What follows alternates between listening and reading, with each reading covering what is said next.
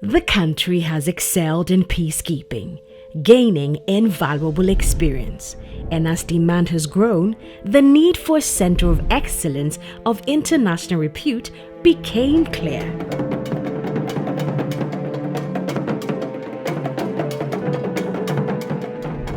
The Armed Forces General Command gave a directive that an institution of excellence should be established. It should be of international standard and specifically at a village or a town called Akwefe near Ho. Main objective for putting the center together was at that time the experiences and the work of the Ghana Armed Forces as far as peacekeeping was concerned had been recognized internationally, globally. And Ghana Armed Forces felt that there was a need to put these experiences and together and use it as a basis for training for other peacekeeping forces in other countries within the country, because Ghana Armed Forces had become a leader in peacekeeping, and that's what brought in the KAIPTC. If you recall, Ghana Armed Forces had taken part in even a COMOG in Liberia and Sierra Leone, and the performance was very good. They've taken part in UN missions like the United Nations mission in Sierra Leone, UNAMSL, and also when a COMOG transitioned to UNMIL, Liberia, United Nations mission in Liberia, and also UN transition mission in Rwanda, following the Arusha Accord and all that. The performance of the Ghana Armed Forces was extremely good. Then the military felt that it would be good to share this idea with other countries, especially other African countries, because we were the first to move into the Congo and do a lot of other things. Now that idea moved on from training battalions in the field on simple tactical issues. And now we have a center that covers almost a whole gamut of peace, from research, training, into even, I'll put it, advising on how to ensure that there is peace. The school made a proposal to the general headquarters to the effect that Akwefe was far and not many of those institutions were interested. They were ready to support, but their concern was the location. So we made a proposal to say, then we would suggest the school has two campuses. Campus A in Akwefe Ho and Campus B in Accra here. The whole campus to take off tactical training, and the Accra one to take care of other training, operational and other levels of training. On February 5th, 1998, a board was established, and by May 6th, 1998, they submitted their reports, leading to the founding of the school later that year. Instead of being a Ghanaian institution, they realized that there is a Ghanaian who is head of peacekeeping at the United Nations and doing very hard work at doing that. So they got the UN and him interested in the center and thought of it as becoming a monument to him and to our country, and even Kwame Nkrumah's contribution towards peace. Foundations that were laid at the place. No service provision, no water, no electricity, no telephone, no roads, but that was the school that we ran. But over this 20-year period, it has metamorphosed into a very big organization, an organization that the whole world looks at, an organization of peace and security and good human resource material for the whole of West Africa and Africa for that matter. If we look at what is happening in the world over, Russia, Ukraine, and Gaza, Lebanon, Israel, and whatnot, these are developments in the world that if a peacekeeping force has to get in, they have to be well-equipped, well-resourced, and well-trained. So this center has a lot to offer to the world as far as peacekeeping and other roles are concerned. People tend to look at the center like it's an armed forces institution. It's a lot more than that. Its core is the armed forces, but it transcends the armed forces. It's a hybrid of civilian, military, cooperation,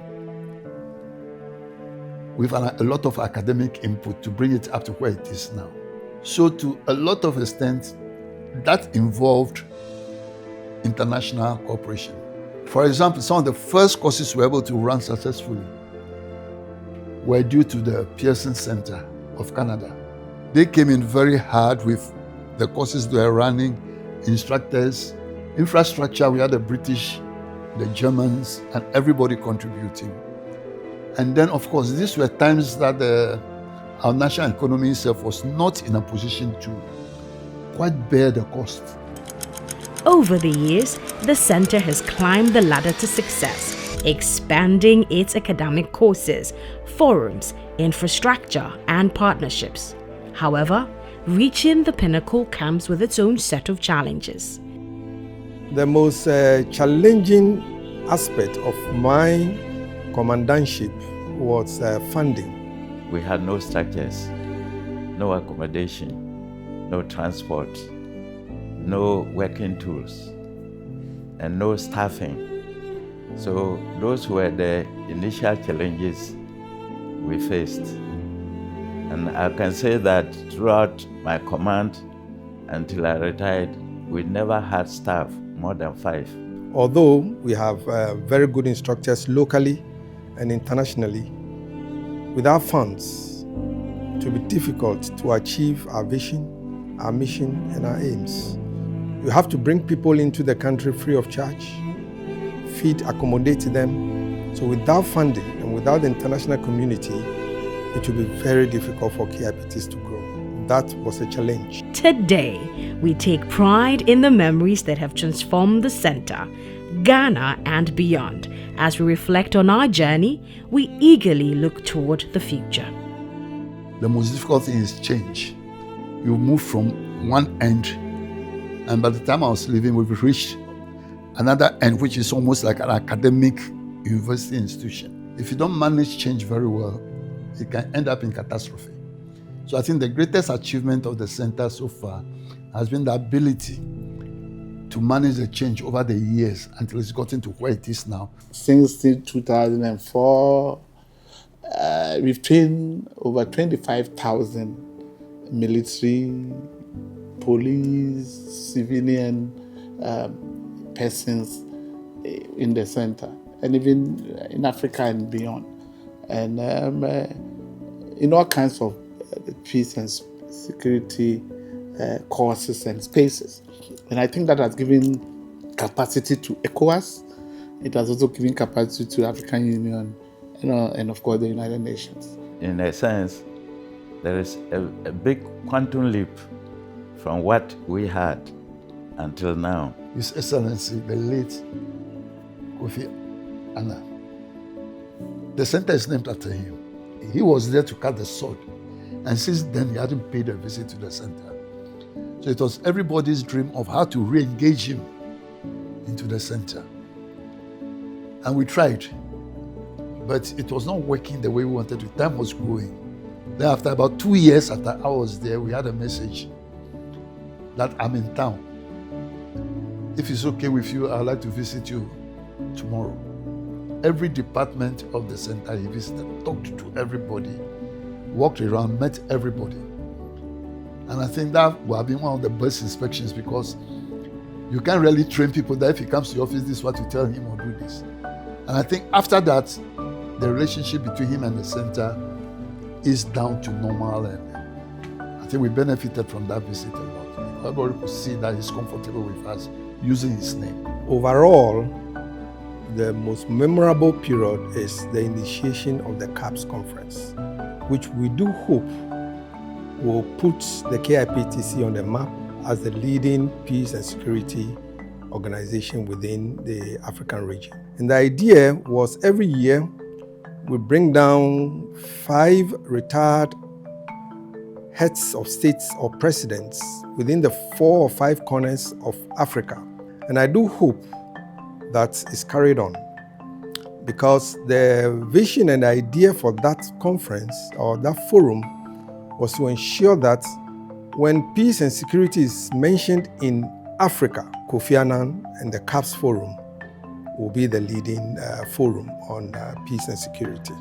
The center's activities are so diverse and so far-reaching, even beyond ECOWAS, and the image of KAIPTC is just enormous. It's very, very positive, and that is impressive. What really sets KAIPTC apart is its capacity for strategic planning, its strategic plan that has developed, I think now for the 3rd or 4th time already, and also its efforts to monitor the achievements of its goals.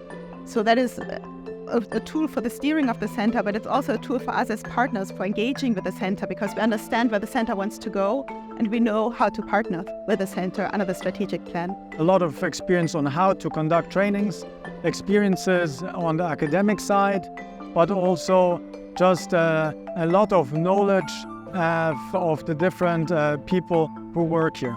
One of the most important aspects that sets the KAIPTC apart is the legacy of Kofi Annan. And everything that a center has tried to do since establishment is to live in the name of this great person. Very difficult to describe KAIPTC in a word or a few words. I would say that KAIPTC is a robust organization. It's unique, efficient, fantastic, intellect, service, peculiar, good, dynamism, well organized, devotion and excellence. The next 20 years, wow. It's dedication from the commandant down to the laborer. You have to be dedicated in what you do. We all give a little piece, and like it said, little drops of water will definitely make a mighty ocean. There's no time. Whatever they have to do, they should do it. I think the foundations are solid. What they have to do now is new ideas, fresher ideas to move forward. Money is getting tighter in the world, so they have to have more innovative ways of raising funds to manage the center. That one, I'm happy I'm not in their shoes. From master seed, we should grow to be a big tree for the world to be proud of us. I give them a top up for what they are doing, kudos for what they are doing, and they should continue. I would like to wish the commandant, deputy commandant, the management, executive management, and all the staff of KAIPTC a very happy 20th anniversary. More grease to their elbow, and may the center shine. So I want to use this occasion to congratulate all people who contributed to it, including the current workforce and staff of the college. And I wish everybody well and happy anniversary to all of you. I wish you a happy 20th anniversary. Happy anniversary, KAIPTC, and I wish you all the best in the next decade. Happy anniversary, KAIPTC. Happy 20th anniversary, happy birthday KAIPTC. Happy 20th anniversary to the KAIPTC. We should all look forward to the next 20 years of making peace more achievable, sustainable, and inclusive for all. We are deeply grateful to all our donor partners as well as all our relevant stakeholders. Together, I am absolutely sure we can shape a better future for Africa's peace, security, and development. Happy 20th anniversary, KAIPTC.